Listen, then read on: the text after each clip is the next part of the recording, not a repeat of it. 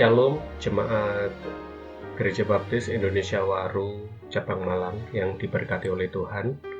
Hari ini mari kita akan belajar kebenaran firman Tuhan yang diambil dari kitab Habakuk pasal yang ketiga ayat 17 sampai 19.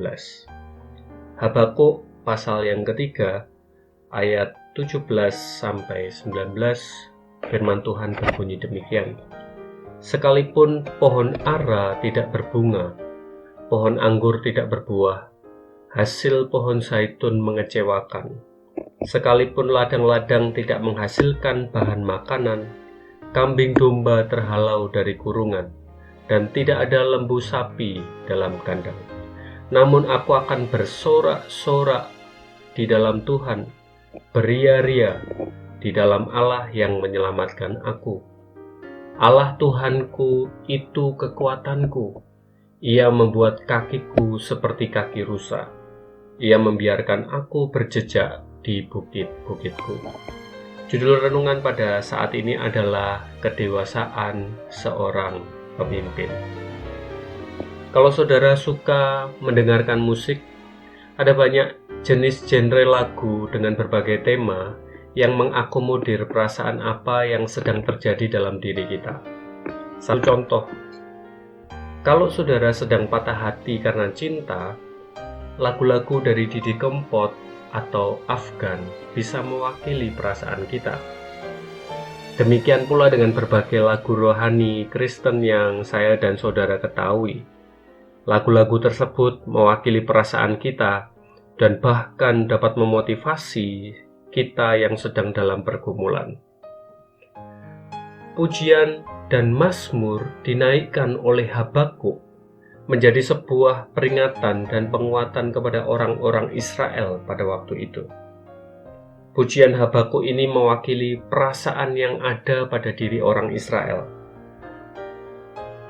Nyanyian Habakuk mengingatkan kepada orang-orang Israel di mana mereka pernah mengalami masa-masa kesulitan setelah keluar dari tanah Mesir.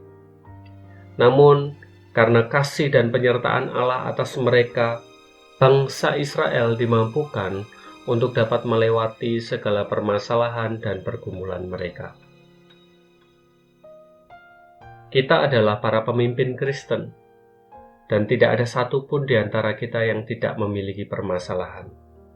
Semua pemimpin dihadapkan dan diproses dengan berbagai permasalahan, kecil maupun besar. Apa yang kita bisa pelajari dari nyanyian Habakuk ini? Secara khusus dari Habakuk pasal 3 ayat 17 sampai 19. Yang pertama, dari ayat 17 dan 18 kita belajar bersama bahwa pemimpin dewasa tidak menghindari permasalahan. Sekali lagi, pemimpin dewasa tidak menghindari permasalahan. Banyak orang yang sedang mengalami permasalahan tidak dapat menguasai dirinya. Ada yang berteriak kepada Tuhan karena dia tidak ingin hidup dalam permasalahan.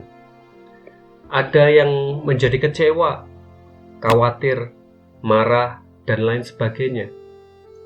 Ayat 17 menjelaskan kepada saya dan saudara dengan begitu mendalam tentang permasalahan yang dihadapi oleh orang-orang Israel.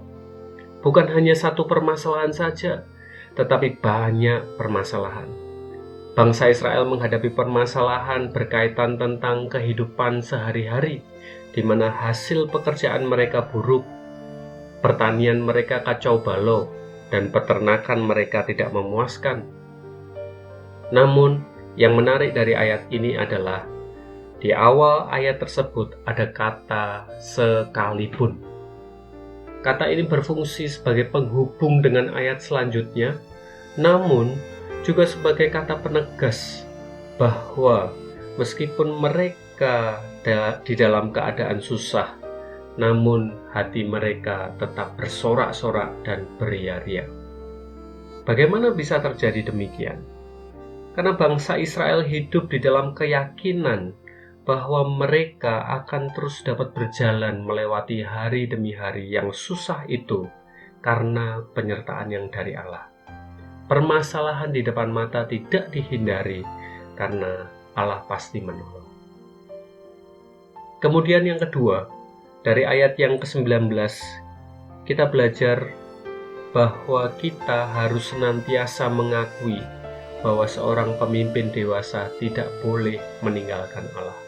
Sekali lagi, pemimpin dewasa tidak boleh meninggalkan Allah. Berada di dalam posisi sebagai seorang pemimpin biasanya sangat dekat dengan tinggi hati dan kesombongan.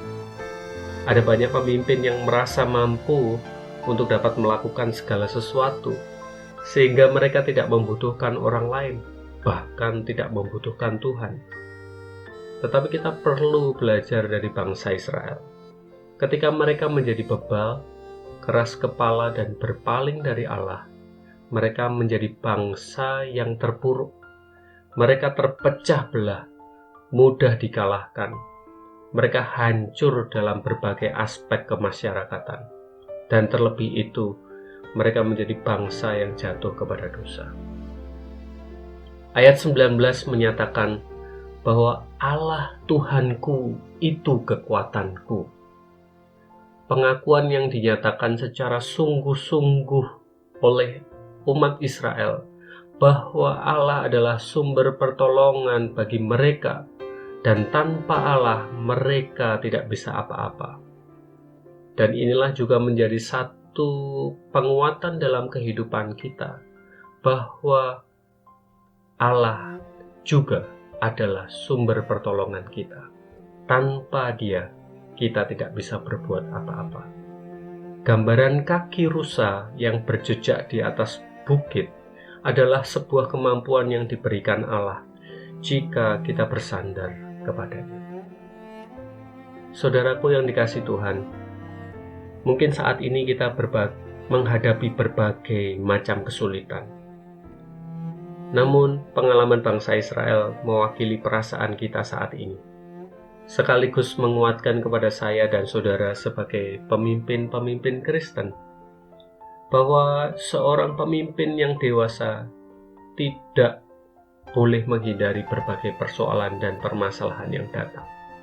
Dan kemudian, seorang pemimpin Kristen harus meyakini dan hidup di dalam kekuatan yang berasal dari Allah. Kiranya firman Tuhan ini semakin menguatkan dan mengokohkan iman saudara dan saya, untuk kita bisa selalu hidup berpusat kepada kehendak Tuhan. Tuhan Yesus memberkati kita sekalian. Amin.